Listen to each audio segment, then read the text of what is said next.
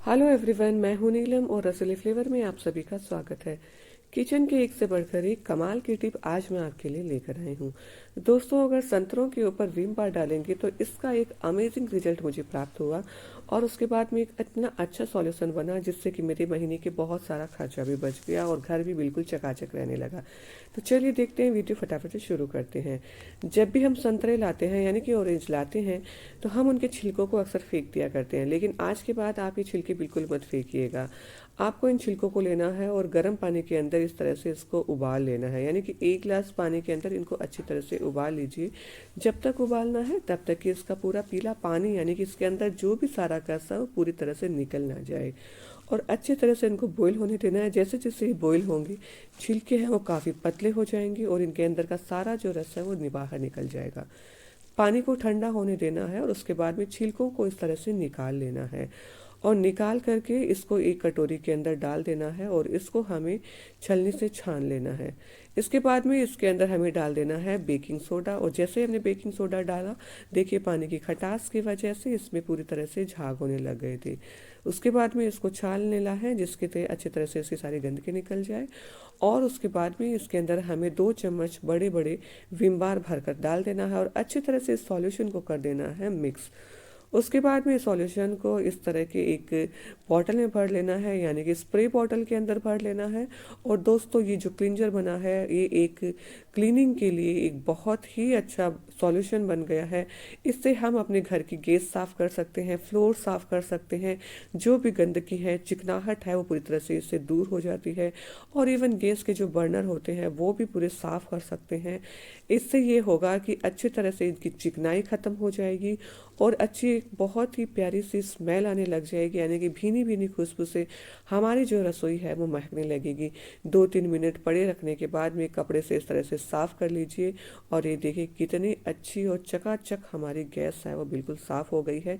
ऐसे साफ़ हो गई है कि जैसे कि बहुत ही रगड़ के हमने इसको साफ़ की हो और हमने कुछ भी नहीं किया है, बस इसके स्प्रे को खाली डाला है और उसके बाद में ये देखिए बहुत ही रसोई साफ़ हो गई है। और उसके बाद में हम देखते हैं कि हमारी किचन की सिंक से बहुत ही गंदी स्मेल आती रहती है, तो आप इस सॉल्यूशन के उसके ऊपर डाल दीजिए और उसको थोड़ी देर पड़े रहने दीजिए और उसके बाद में इसको धो दीजिए और आप देखेंगे कि इस सॉल्यूशन की मदद से बहुत ही अच्छी हमारी रसोई की जो सिंक है वो साफ़ हो गई है। दोस्तों, हमारी अगली जो ट्रिक आती है वो आती है मोबाइल फ़ोन के अलार्म को लेकर के।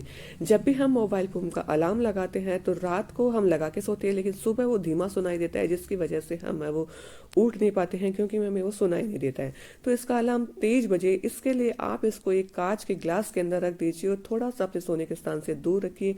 आप देखेंगे कि सुबह जो अलार्म है वो काफ़ी तेज बजेगा क्योंकि हमने इसको कांच की ग्लास के अंदर रख दिया है और जब भी हम इसको उठकर बंद करने जाएंगे तो हमारी नींद खुल जाएगी।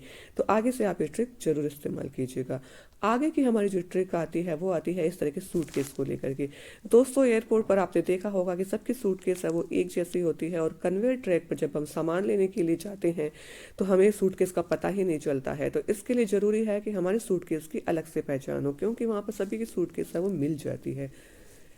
इस परेशानी का सामना हमें बिल्कुल ना करना पड़े, इसके लिए अटैची के हैंडल पर आप कोई तरह की राखी बांध दीजिए या फिर कोई लेस बांध दीजिए या फिर कोई रिबन बांध दीजिए या फिर इस तरह के हमारे पुराने बैग का जो बेल्ट होता है उसको कस कर अच्छे से बांध दीजिए जिससे कि हमारे अटैची की एक अलग पहचान हो सके। या इस तरह की जो गोल्डन फीते या फिर लेस जो आती है, साड़ी की जो पुरानी लेस है उस तक को बांध दीजिए ताकि हमें परेशानी का सामना ना करना पड़े।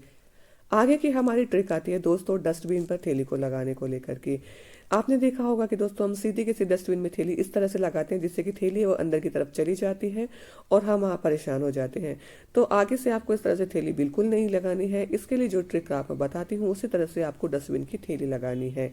आपको बिल्कुल थैली को ऐसे बिल्कुल सीधा कर लेना है और उसके बाद में इस तरह से लेकर के डब्बे के ऊपर से इस तरह से हमें डस्टबिन की थैली लगानी है और उसके बाद में इसको नीचे कर दीजिएगा। आप देखेंगे कि थैली है वो बहुत आराम से फिट हो गई है। और इस तरह के जो डिब्बे मिठाई के आते हैं उनको आप बिल्कुल मत फेंकिएगा। आप इस जो किचन में डस्टबिन है उसके लिए आप इनको यूज में ले लीजिएगा। आगे की हमारी जो टिप आती है वो आती है इस तरह कचरे उठाने वाले हैंडल को लेकर के। आपने देखा होगा कि हमारे हाथ है वो इससे बड़े गंदे हो जाते हैं। तो आगे से आपको कचरा इस तरह से बिल्कुल नहीं उठाना है। आपको लेनी है एक थैली, जो सब्जियों की थैली होती है वो रोज हमारे घर में आती है। तो आपको इस तरह से छायली के अंदर उसको कवर कर देना है और उसके बाद में थैली से इसको कर देना सिक्योर। आप देखेंगे कि हमारे हाथ बिल्कुल गंदे नहीं हुए हैं और उसके बाद में थैली के अंदर ऑटोमेटिक कचरा आ गया है। तो आई होप कि आज की सारी यूजफुल टिप और ट्रिक्स आपको पसंद आई होगी। पसंद आए तो चैनल को लाइक जरूर सब्सक्राइब जरूर कर दीजिएगा। नेक्स्ट वीडियो में फिर से एक अमेजिंग टिप के साथ मिलेंगे। आप अपना ख्याल रखिएगा। Bye bye.